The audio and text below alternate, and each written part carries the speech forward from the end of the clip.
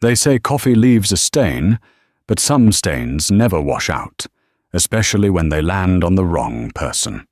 When Beatrice, a flight attendant with a history of unchecked arrogance, poured scalding hot coffee on a helpless infant, she thought she was just handling a difficult passenger. She looked at the child's father, a quiet black man in seat 4A, and saw only a nuisance. She didn't see the man's history. She didn't see the camera recording from 2 rows back, and she certainly didn't know that the passenger sitting in 4B was the one person who could end her career with a single phone call. Buckle up. This isn't just a story about a bad flight. It's a masterclass in karma.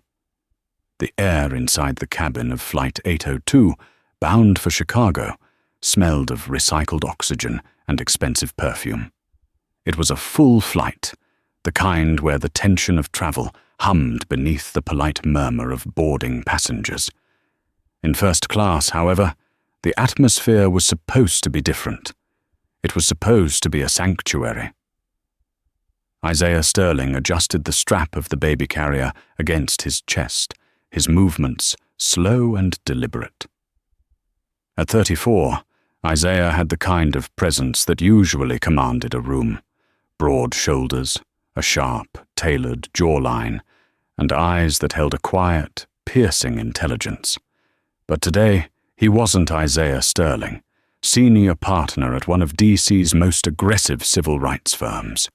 Today, he was just a tired father, trying to get his 6-month-old son, Micah, to sleep before the engines roared to life.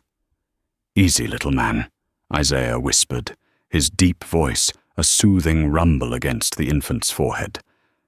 "We'll be home soon." He moved toward seat 4A, navigating the narrow aisle with the care of a man carrying a bomb. He knew the looks. He had seen them his entire life, but they had intensified since he started traveling alone with Micah. The quick, darting glances from fellow passengers, the tightness in their smiles. Is the baby going to cry? Is he going to ruin my flight?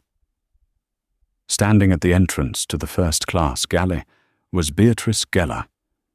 Beatrice had been flying for 20 years, and in her mind, she didn't just work for the airline. She was the airline. With her hair sprayed into a helmet of blonde perfection and a uniform that was slightly too tight, she viewed passengers not as customers, but as cattle to be herded. She had a particular disdain for children in first class, and an even specific, unspoken bias against passengers who she felt didn't look the part. As Isaiah approached, Beatrice didn't move out of the way. She was busy rearranging a stack of napkins that didn't need rearranging. "Excuse me," Isaiah said politely, turning his shoulder to protect Micah's head from the galley wall. "I believe I'm in 4A. Beatrice looked up, her eyes scanning him from his sneakers to the baby carrier, then finally to his face. She didn't smile. There was no "welcome aboard," just a sharp intake of breath through her nose. "Boarding pass," she demanded, holding out a manicured hand. Isaiah shifted his weight. "I have it on my phone, but my hands are a bit full. Can I sit down first? I'm right there." He nodded toward the seat 3 feet away. "I need to see the pass before you sit," Beatrice said, her voice rising just enough to draw attention. "Security protocol. For all I know, you belong in coach." The insult was subtle, wrapped in the guise of rules, but it landed. Several passengers looked up. A man in 3A, wearing a suit that cost more than a car, sighed loudly, checking his watch. Isaiah kept his face impassive. He knew this game. If he reacted, if he raised his voice, he became the aggressor. He became the threat. So, with agonizing slowness, he reached into his pocket, retrieved his phone, and unlocked it, all while balancing the sleeping Micah. He held the screen up. Beatrice barely glanced at it. "Fine. 4A. Try to keep the noise down. People pay a lot of money to sleep up here." Isaiah didn't thank her. He stepped past her, feeling the heat of her glare on his back, and settled into the wide leather seat. He exhaled, kissing the top of Micah's head. "Don't worry about her," a voice said from the aisle seat, 4B. Isaiah turned. The woman sitting next to him was older, perhaps in her 60s, dressed in a simple grey cardigan and reading a thick paperback. She had kind eyes, but a set jaw that suggested she didn't suffer fools lightly. She adjusted her glasses, peering at Micah. "He's beautiful," she whispered. "Thank you," Isaiah said, the tension in his shoulders easing slightly. "I'm Isaiah. This is Micah." "Samantha," the woman replied. "And don't mind Beatrice. She's a fixture, like the uncomfortable seats."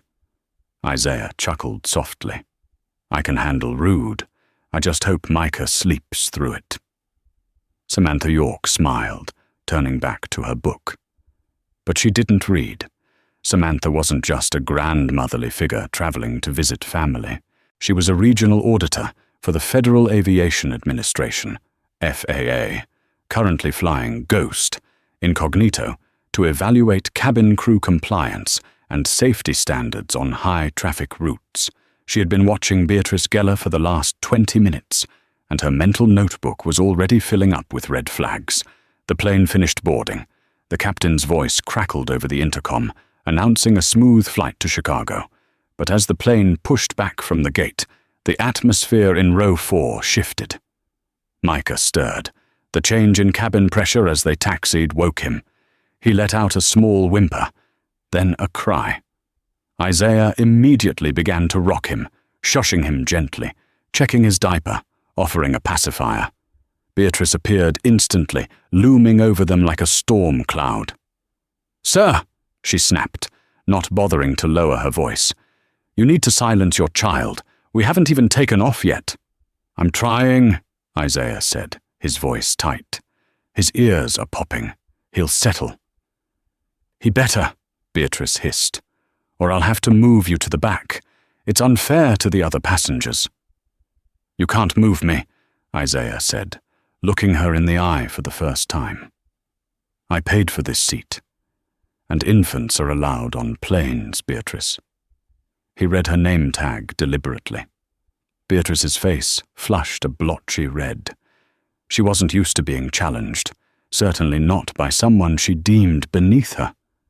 She spun on her heel and marched back to the galley, the curtains swooshing shut behind her with aggressive force. Samantha York watched the interaction over the rim of her glasses.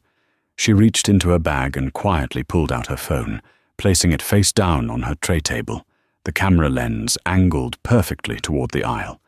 The flight took off. The seatbelt sign pinged off. And that was when the real turbulence began. 20 minutes into the flight, the beverage service began.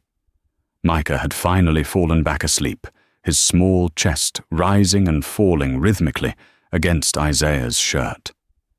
Isaiah had one hand protectively over the baby's back, his eyes closed, trying to catch a moment of rest. The rattle of the cart signaled Beatrice's return. She moved down the aisle, asking passengers for their drink orders with a saccharine sweetness that evaporated the moment she looked at row 4. "Drink?" she asked Samantha, ignoring Isaiah completely. "Just water, please," Samantha said. Beatrice handed her a bottle, then turned her body slightly away from Isaiah, starting to push the cart to the next row. "Excuse me," Isaiah said softly. "Could I get a coffee? Black, please." Beatrice stopped. She let out a dramatic sigh, rolling her eyes so visibly that the man across the aisle actually chuckled. She reversed the cart, the wheels squeaking. "Coffee," she muttered. "Black." She grabbed a ceramic mug, first-class service, and placed it on the top of the cart. She picked up the thermal carafe. The coffee inside was freshly brewed, kept at a near-boiling temperature of 195 degrees Fahrenheit. What happened next was a matter of debate in Beatrice's mind, but a matter of physics and malice to everyone else. As she poured, The plane hit a patch of minor turbulence. Nothing major, just a slight bump. A professional would have stopped pouring. A professional would have stabilized the pot. Beatrice did neither. She was looking at Isaiah with a sneer, not watching the cup. The plane jolted. Beatrice's hand slipped. The carafe tilted aggressively forward. The stream of dark, scalding liquid missed the cup entirely. It didn't hit the tray table. It didn't hit the floor. It splashed directly onto Isaiah's chest and over the left side of the baby carrier. The reaction was instantaneous. Micah screamed, a sound of pure, piercing pain that cut through the cabin like a knife. Isaiah roared, lurching forward, his paternal instinct overriding his own agony as the boiling liquid soaked into his shirt and seared his skin. He frantically tried to pull the carrier straps loose, his hands shaking. "My baby! You burned my baby!" The cabin went deadly silent, save for Micah's terrified shrieks. Beatrice stood there, the pot still in her hand, her expression unreadable. For a second, she looked shocked. But then, the defense mechanism kicked in. The arrogance returned. "Well, you shouldn't have moved," she shouted, deflecting blame immediately. "You bumped the cart." "I didn't touch the damn cart," Isaiah yelled, finally freeing Micah from the carrier. He ripped the baby's onesie open. The skin on Micah's tiny arm and shoulder was already turning a vibrant, angry red. "He's burned! Get me ice! Get a medical kit! Now!" Samantha was already out of her seat. She bypassed Beatrice, who was standing frozen in the aisle, and grabbed a stack of cloths from the cart. "Give him to me," she commanded gently. "I've got water." "I need ice," Isaiah pleaded, his eyes wide with panic. He looked at Beatrice. "Help him! What is wrong with you?" Beatrice didn't move to the galley to get ice. She didn't call for a doctor. She straightened her blazer, looking down at Isaiah with cold disdain. "Lower your voice," she warned. "You are being aggressive. You are scaring the other passengers." "Aggressive?" Isaiah's voice cracked. "You just poured boiling water on my 6-month-old son." "It was an accident caused by turbulence and your own clumsiness," Beatrice lied smoothly, her voice gaining confidence. She looked around at the other passengers, seeking allies. "He lunged at the cart. You all saw it." Most passengers looked away, uncomfortable. But Samantha York didn't look away. She was pouring cool water over Micah's arm, her movements efficient. "Beatrice," Samantha said, her voice low and dangerous. "Get the first aid kit and burn gel now." "Who do you think you are?" Beatrice snapped. "Sit down, or I will have the pilot turn this plane around and have you both arrested for interfering with a flight crew member." Isaiah stared at her, stunned. His son was screaming in pain, his own chest was blistering, and this woman was threatening to arrest him. The injustice of it hit him harder than the coffee. It was a feeling he knew well, the feeling of being gaslit by authority, of being the victim painted as the villain. But Isaiah Sterling was a lawyer who specialized in dismantling people like Beatrice Geller. He took a deep breath, forcing himself into a state of cold, hard focus. He looked at Micah, who was sobbing against Samantha's shoulder. He looked at the burn. It was bad, 2nd-degree likely, but Samantha was cooling it. "Okay," Isaiah said. The volume of his voice dropped, becoming terrifyingly calm. "You won't help. You're refusing medical aid to an injured infant." "I'm refusing to be bullied by a disruptive passenger," Beatrice retorted. She grabbed the radio handset on the wall. "Captain, we have a situation in row 4. Passenger is belligerent. I need police on arrival." She hung up and looked at Isaiah with a smirk. "You're done. I hope you enjoyed your flight, because you're going to jail the second we land." Isaiah didn't scream. He didn't fight. He simply reached into his bag with his uninjured hand and pulled out a business card. He didn't hand it to her. He set it on the tray table. "Isaiah Sterling, partner, Sterling, Caldwell, and Associates. You made a mistake, Beatrice, Isaiah said, and you have no idea who is watching. Beatrice laughed, a short, sharp bark of a laugh. I don't care who you are, my word against yours, and I'm the crew. She turned and walked away, leaving a father holding his burned child, and a witness who was quietly saving the video recording she had just captured on her phone. Samantha looked at Isaiah. She's right about one thing, Samantha whispered. The police will be there. She paused, her eyes hard as flint. But they won't be arresting you. The remaining 2 hours of the flight to Chicago were an exercise in psychological warfare. The cabin, once a place of luxury, had transformed into a suffocating cage. Isaiah sat rigid in seat 4A. He had stripped off his coffee-soaked shirt, wrapping himself in a spare blanket he'd pulled from his carry-on. His chest burned with a dull, throbbing heat, but he barely registered his own pain. His entire world was focused on Micah. The infant had eventually cried himself into a whimpering exhaustion.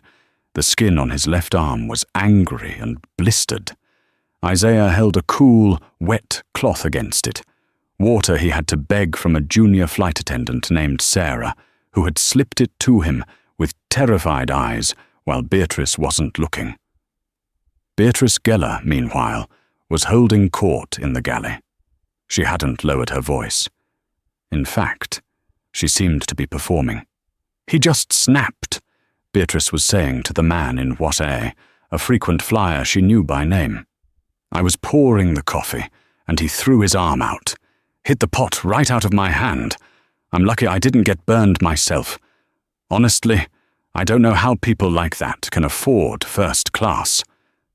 The man in 1A nodded sympathetically, casting a suspicious glance back at Isaiah.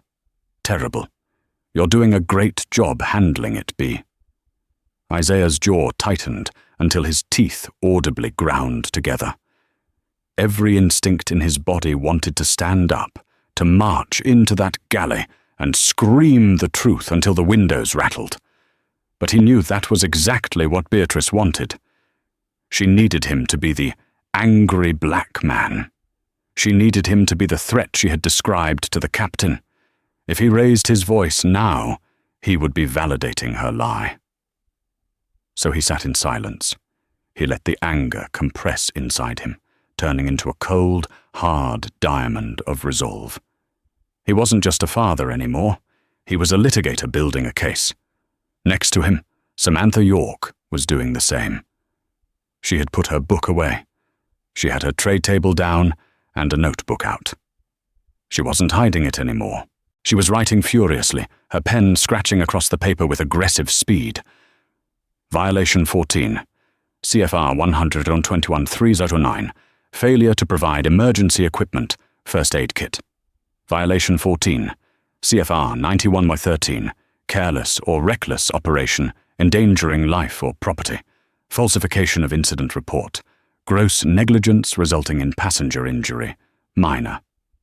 She paused, looking over her glasses at Beatrice, who was now laughing at something the pilot had said over the intercom. Samantha added one more line to her notes. Crew member unfit for duty due to malicious conduct. Around the halfway point, the junior attendant, Sarah, tried to intervene again. She was young, barely 22, and clearly terrified of her senior lead.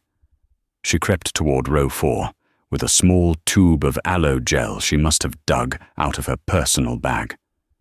Sir, she whispered, her hands shaking.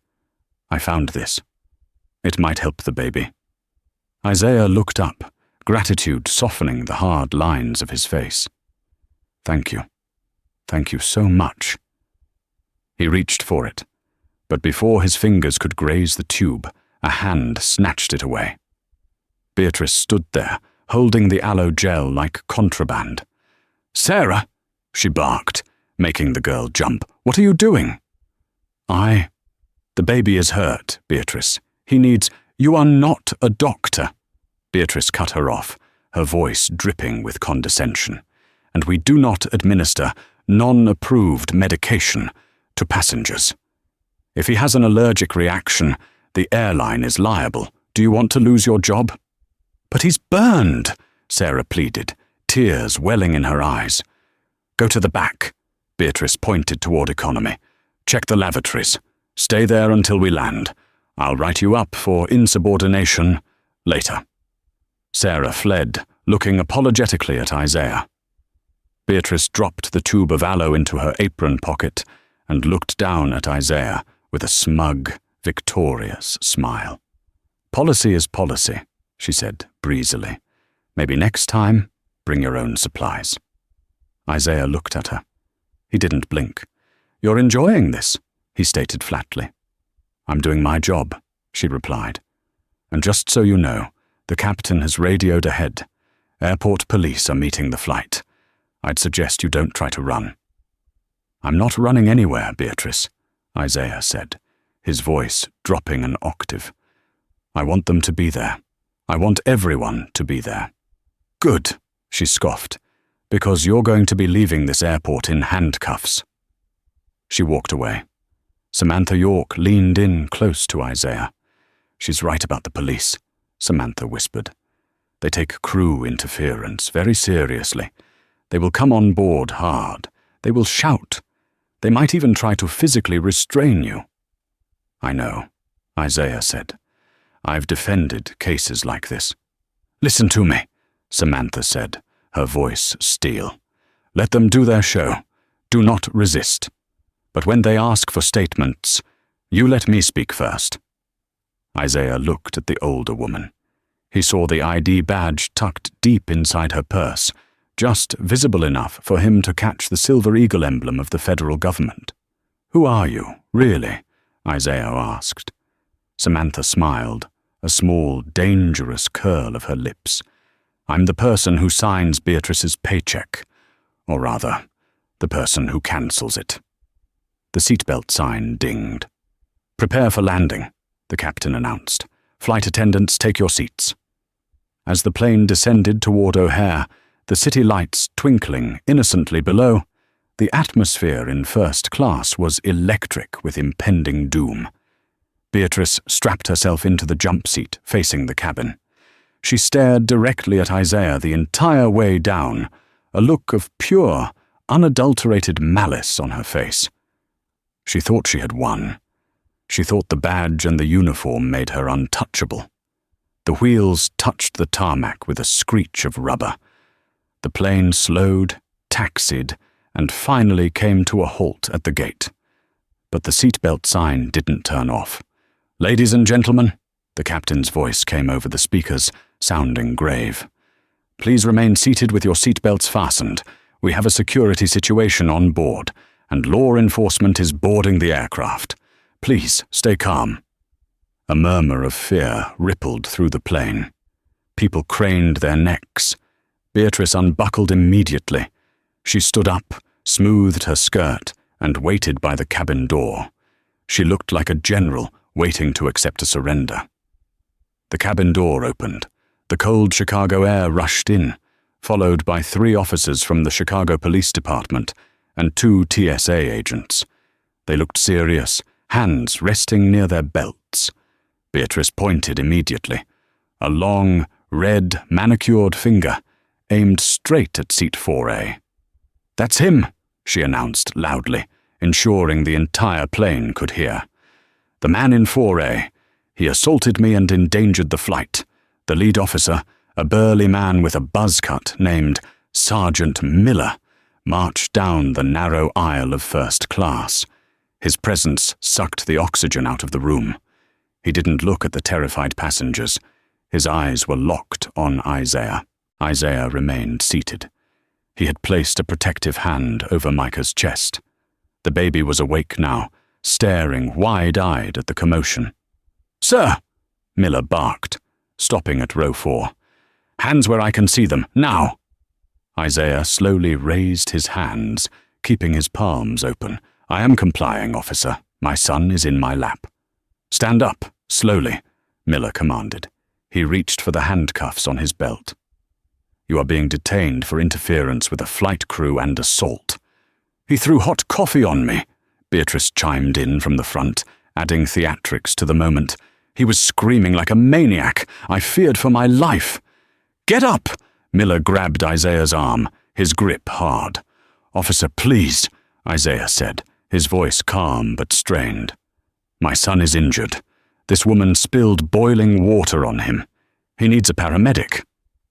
"Save it for the judge," Miller said roughly, pulling Isaiah upward. "We have a signed statement from the crew. Someone take the kid." A female officer moved forward to take Micah. Isaiah recoiled, pulling the baby back. "Do not touch my son," Isaiah warned, a growl finally breaking through his composure. "Sir, resist and I will tase you," Miller shouted. The cabin gasped. A few passengers pulled out phones to record. Beatrice was beaming. This was it, the humiliation she had orchestrated. She watched with glee as the big, scary man was put in his place. "Officer Miller!" The voice didn't come from Isaiah. It came from seat 4B. It cracked through the tension like a whip. Sergeant Miller paused, looking down. The quiet older woman in the grey cardigan had stood up. She wasn't intimidated. She looked furious. "Ma'am, sit down or you'll be detained too," Miller warned. "I don't think so," Samantha said. She reached into her bag. The officers tensed, hands going to their holsters. "Slowly!" Miller yelled. Samantha pulled out a leather wallet and flipped it open. The gold badge of the Federal Aviation Administration caught the overhead lights, shining brighter than the plastic wings on Beatrice's chest. Next to it was a darker, more serious ID card. Department of Transportation, Office of Inspector General. "I am Special Agent Samantha York, FAA Senior Auditor," she announced, her voice projecting to the back of the plane. "And you are currently arresting the victim of a federal crime." Silence. Absolute, stunned silence. Beatrice's smile faltered. Her face went slack.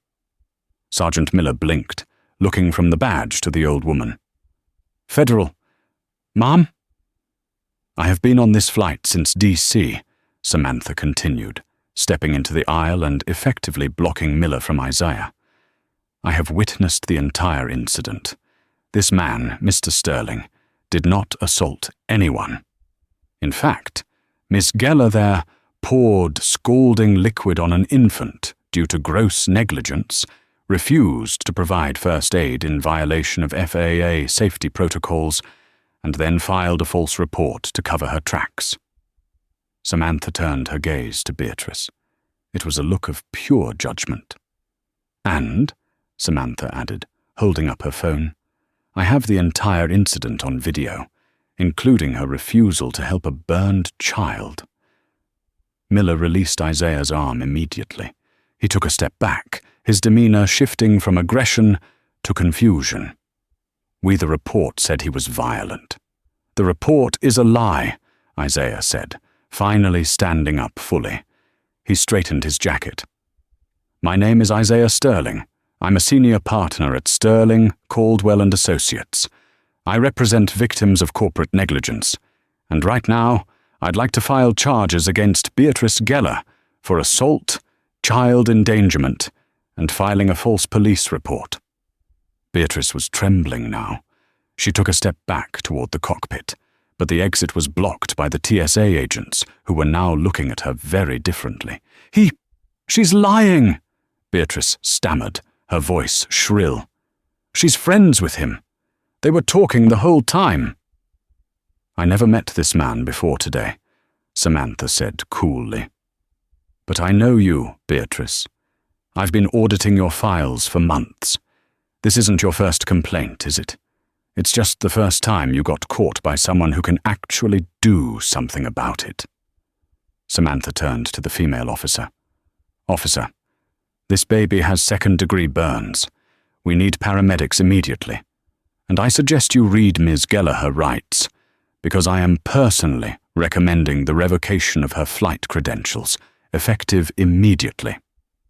The dynamic in the cabin shifted so fast it gave everyone whiplash. The passengers who had been looking at Isaiah with suspicion were now looking at Beatrice with disgust. "Wait," Beatrice said, holding her hands up. the color draining from her face. "It was just an accident.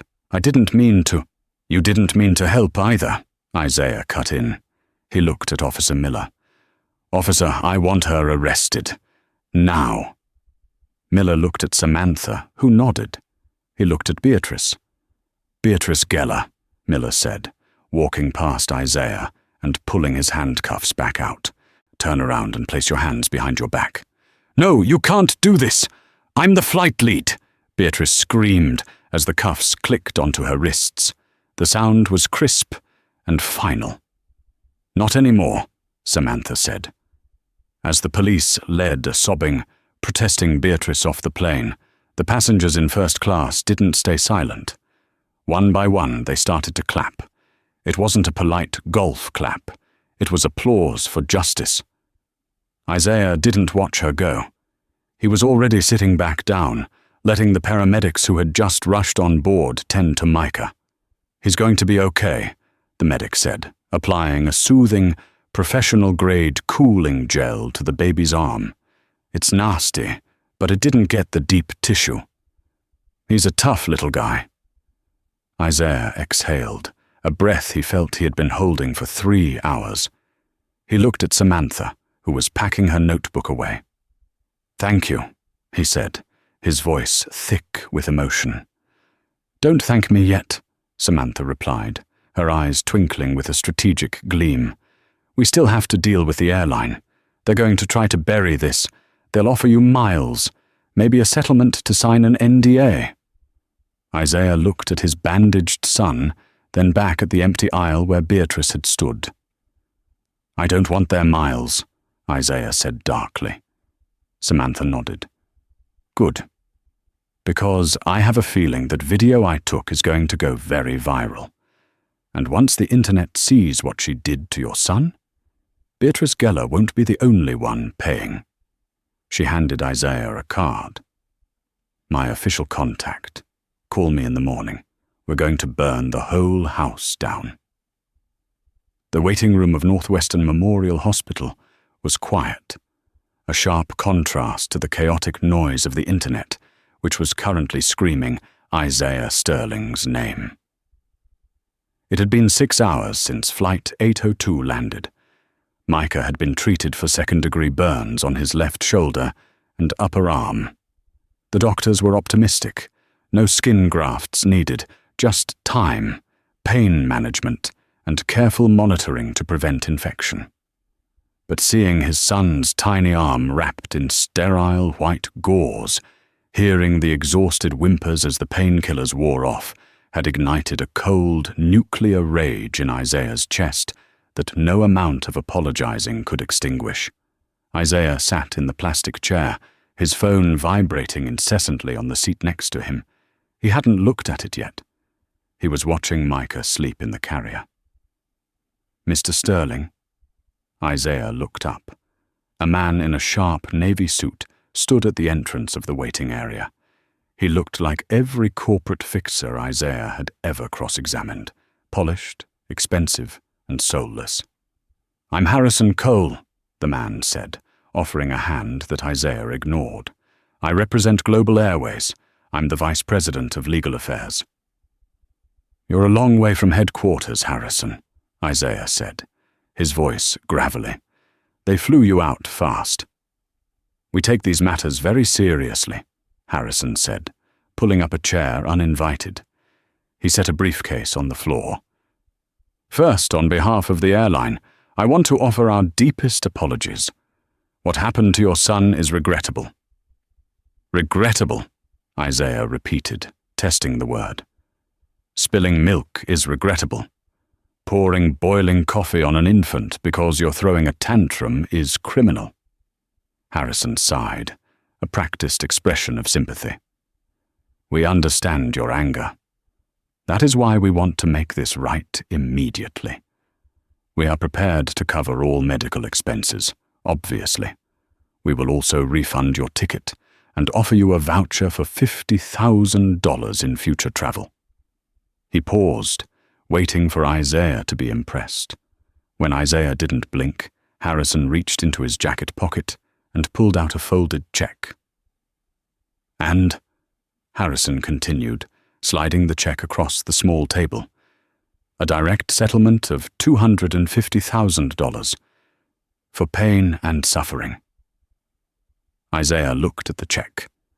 It was a lot of money to most people. To the airline, it was a rounding error. It was shut up money. There's a catch, Isaiah said. It wasn't a question. Standard procedure, Harrison said smoothly. We require a signed non-disclosure agreement. You agree not to discuss the incident with the media. You agree not to pursue further litigation. And you agree to delete any recordings or images taken during the flight. Isaiah finally picked up his own phone. He tapped the screen a few times and turned it around to face Harrison. You're about 3 hours too late for that, Isaiah said. On the screen was a video paused on YouTube.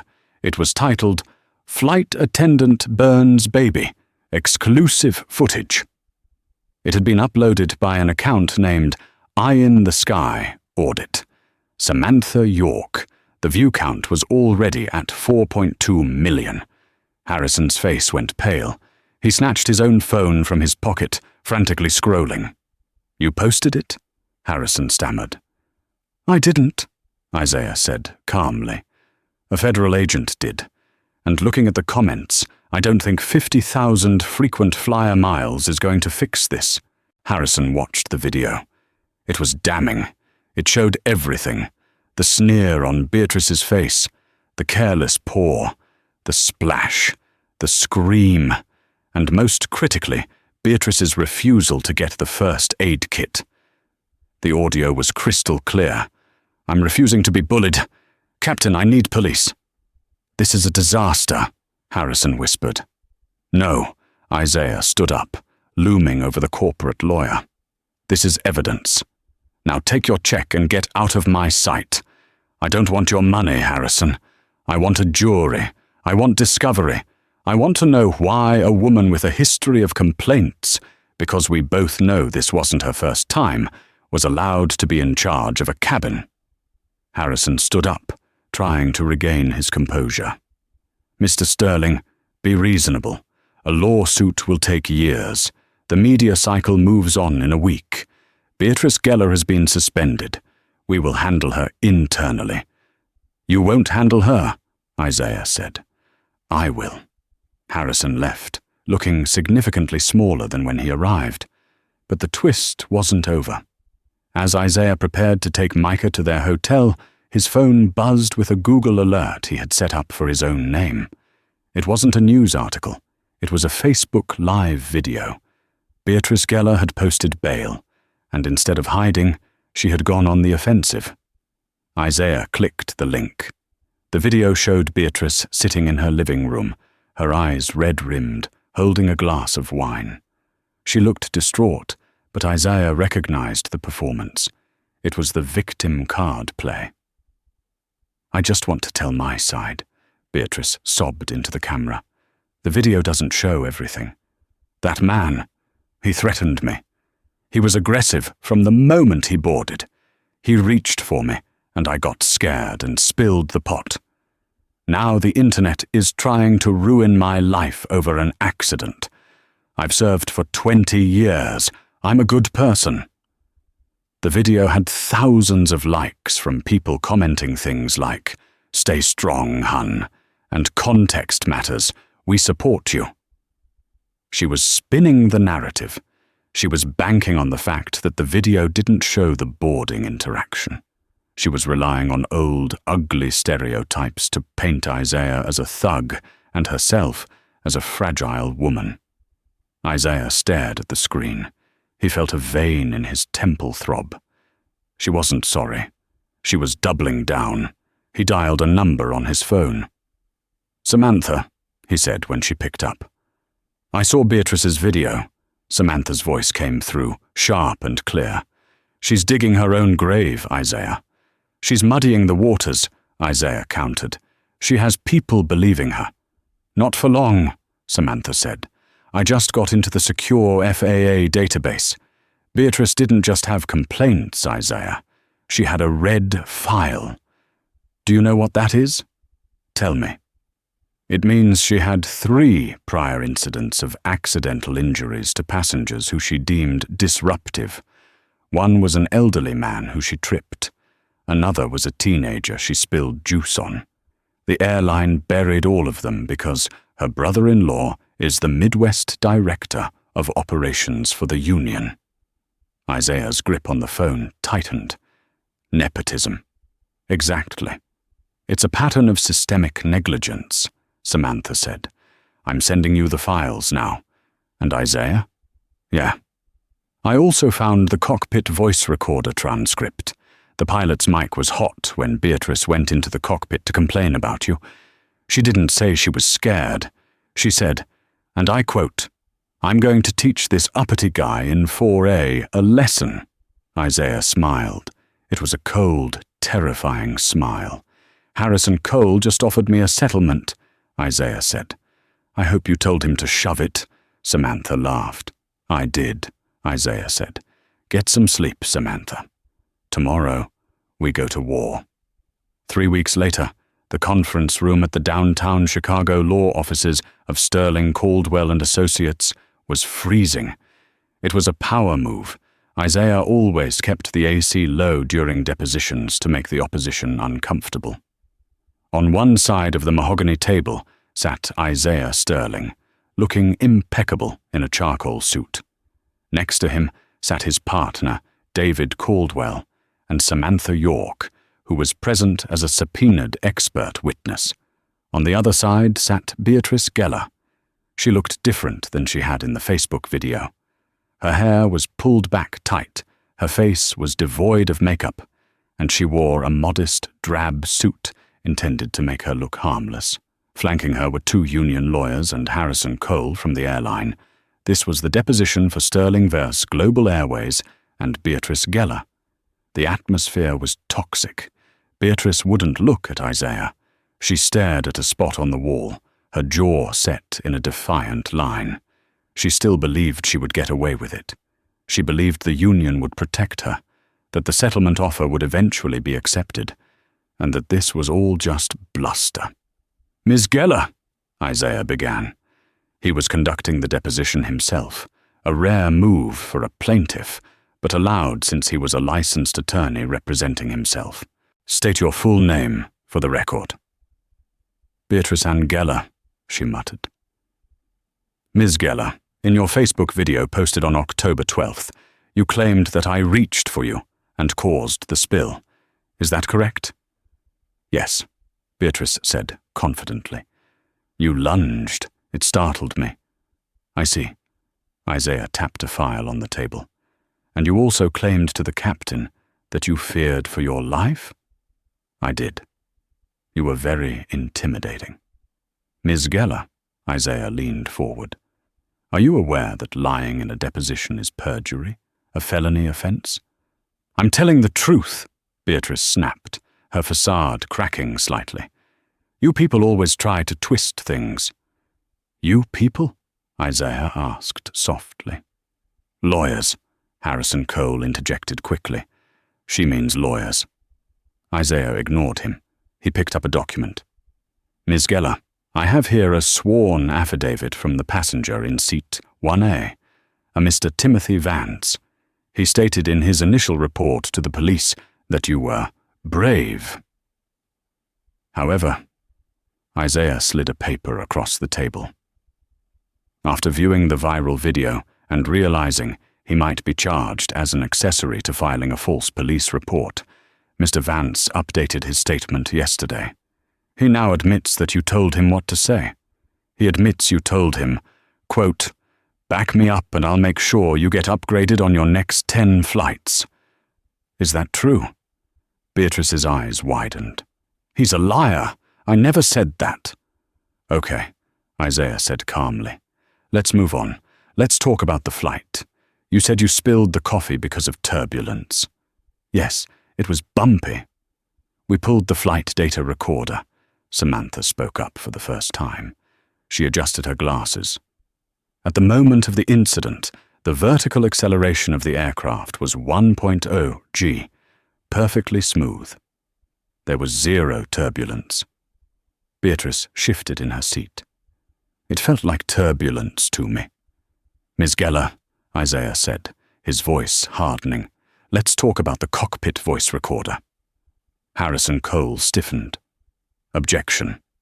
That material is sensitive." "It's admissible," Isaiah shot back, "and it's already entered into evidence." He pressed a button on the laptop in front of him. The room filled with the crackle of audio. The pilot's voice was murmuring about wind speeds. Then the cockpit door opened. Beatrice's voice cut through clearly. "Captain, that guy in 4A is annoying me. He thinks he's special with his baby." A pause on the tape. "Just serve him and ignore him, B," the pilot said. "No." Beatrice's voice on the tape was sneering. "I'm going to cool him off. Maybe spill a little something. Oops, clumsy me. That usually shuts them up." "Don't do anything stupid, B," the pilot warned. "Relax. Who's he going to tell? It's my word against his. I'll just say he was aggressive. Works every time." Click. Isaiah stopped the recording. The silence in the room was absolute. It was heavy, suffocating, and total. Beatrice Geller had turned the color of ash. Her mouth opened and closed, but no sound came out. The union lawyers looked at each other and physically leaned away from her, creating a gap at the table. They knew when a ship was sinking. Harrison Cole closed his eyes and rubbed his temples. He knew the case was dead. "That," Beatrice whispered, "that's taken out of context." "It is the context," Isaiah slammed his hand on the table, the sudden noise making everyone jump. "You premeditated an assault on a passenger. You planned to burn me. But you missed, Beatrice. You burned my son." He stood up and walked to the window, looking out at the Chicago skyline. "Here is what is going to happen," Isaiah said, not turning around. "Harrison, you are going to settle. But not for 200 grand. You are going to settle for $10 million, half of which will be donated to the burn unit at Northwestern Children's Hospital." $10 million is, Harrison started. "I'm not finished," Isaiah cut him off. "Ms. Geller, you are going to surrender your flight credentials today. You will never work in aviation again. Not even at a ticket counter. And you will issue a public, written apology, admitting to everything. Admitting you lied. Admitting you profiled me." "I won't do it," Beatrice hissed, though her voice lacked any real power. "I have a pension. I have rights." "If you don't," Isaiah turned around, his eyes cold, "I take this recording to the district attorney. This isn't just a civil suit anymore, Beatrice. This is aggravated battery on a minor and federal perjury. You're looking at 5 to 10 years in federal prison." He leaned over the table, bringing his face inches from hers. "So, Beatrice, do you want to be broke, or do you want to be broke and in a cage?" Beatrice looked at her lawyers. They didn't look back. The union rep closed his folder. "We can't defend this, Beatrice. You're on your own." Beatrice slumped in her chair, a defeated, broken heap. The arrogance was gone. The flight lead persona was gone.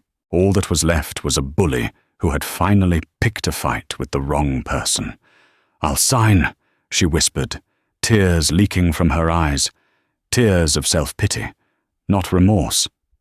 Isaiah straightened his jacket. He looked at Samantha, who gave him a sharp, satisfied nod. "Good," Isaiah said, "but we're not quite done.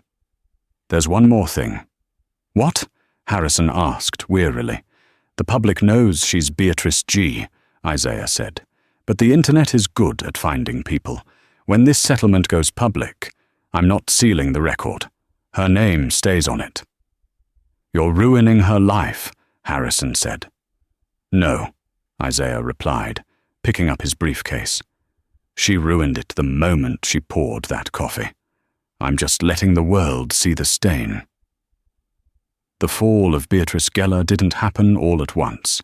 It happened in agonizing, public increments, a slow-motion crash that she was forced to watch with her eyes wide open.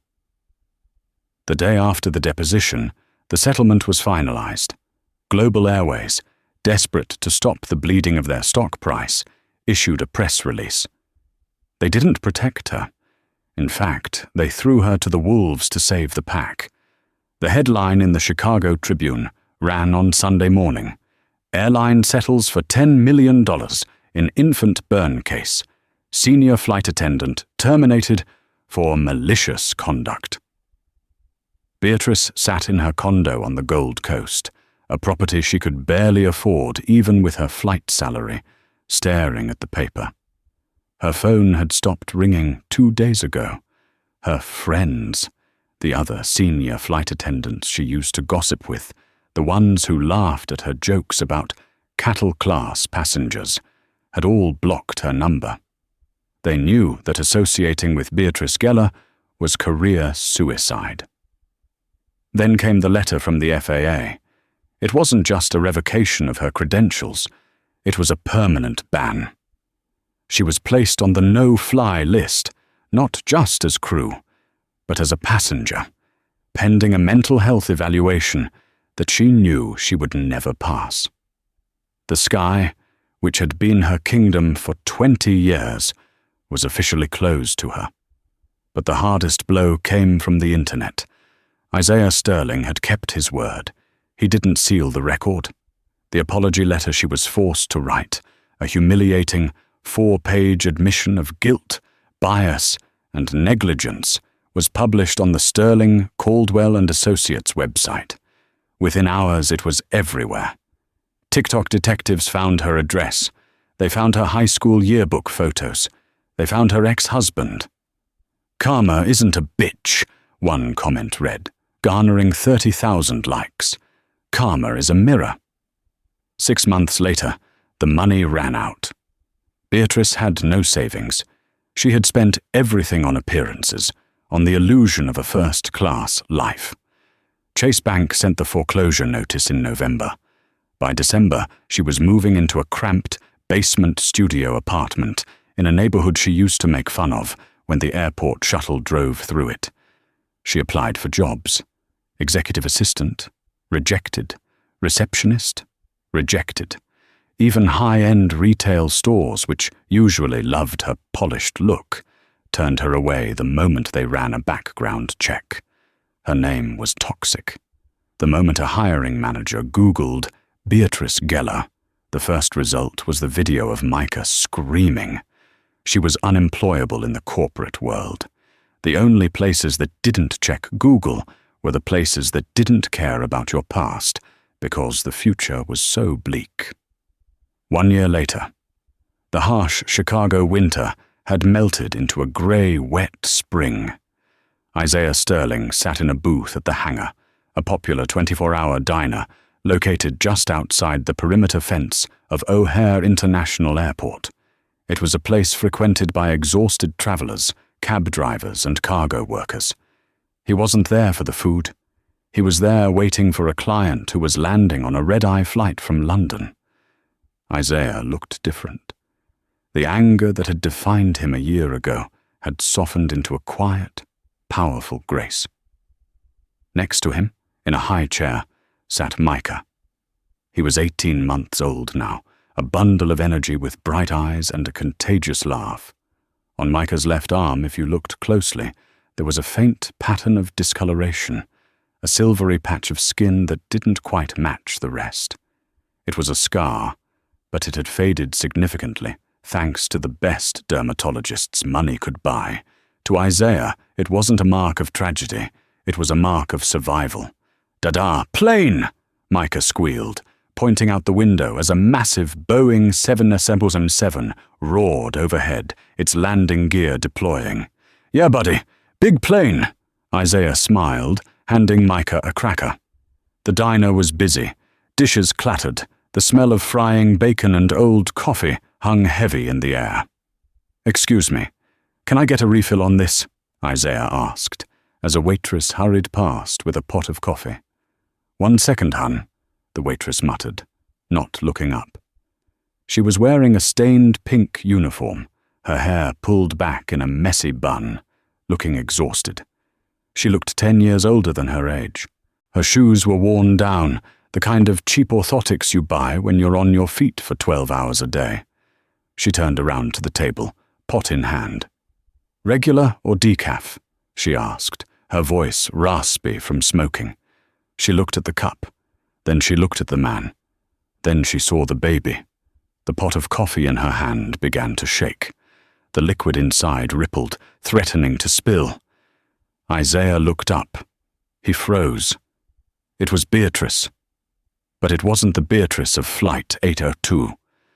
That woman had been encased in armor, blazers, hairspray, and arrogance. This woman was broken. Her face was lined with deep grooves of stress. Her eyes, once filled with superiority, were now filled with a terrified recognition. She stared at Isaiah.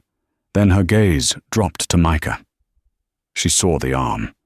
She saw the faint scar. The color drained from her face so completely. She looked like a corpse. "Mr. Sterling," she whispered. Her voice was a ghost. The diner noise seemed to fade away. For a moment, it was just the two of them again. The dynamic had inverted completely. She was the server, holding the hot coffee. He was the passenger, but this time he held all the power. Beatrice took a step back, trembling. She looked like she wanted to run, to flee out the back door and never stop. But her feet were lead. She waited for him to yell. She waited for him to call the manager. She waited for him to tell the entire diner who she was, the monster who burned a baby. She knew that if he spoke up, she would lose this job too, and this job was the only thing keeping her off the streets. "I can get someone else," she stammered, tears welling in her eyes. "I'm sorry, I didn't know." Isaiah looked at her. He studied the frantic desperation in her eyes, the cheap uniform, the raw, red hands of a woman who scrubbed tables for minimum wage. He saw the punishment. It wasn't prison. It was this. It was remembering who she used to be every time a plane flew over the roof of this diner. It was serving coffee to people she used to look down on, knowing she would never sit in seat 4A again. The karma hadn't just hit her. It had dismantled her. Isaiah looked at Micah, who was happily chewing on his cracker, oblivious to the woman who had once caused him so much pain. Micah was happy. Micah was safe. Isaiah realized he didn't need to destroy her anymore. Life had already done it. "No," Isaiah said softly. "You don't need to get someone else." Beatrice blinked, a tear escaping and tracking through the cheap powder on her cheek. "I don't." "No," Isaiah said. He tapped his mug. "Just pour the coffee, Beatrice. Careful, it's hot." The words hit her harder than a slap. Careful, it's hot. It was a reminder, a command, and a mercy all at once. Beatrice nodded frantically, her hands shaking so hard she had to use both of them to steady the pot. She poured the dark liquid into his mug. She didn't spill a drop. She didn't look him in the eye. "Thank you," Isaiah said. "You're welcome," she whispered. She turned and walked away, disappearing into the kitchen. Isaiah watched her go. He took a sip of the coffee. It was bitter, burnt, and cheap. But as he looked at his son, watching the planes climb into the sky, Isaiah thought it tasted like the sweetest thing in the world. It tasted like justice. And that is how the flight of a lifetime turned into a crash landing for the one person who thought she was untouchable.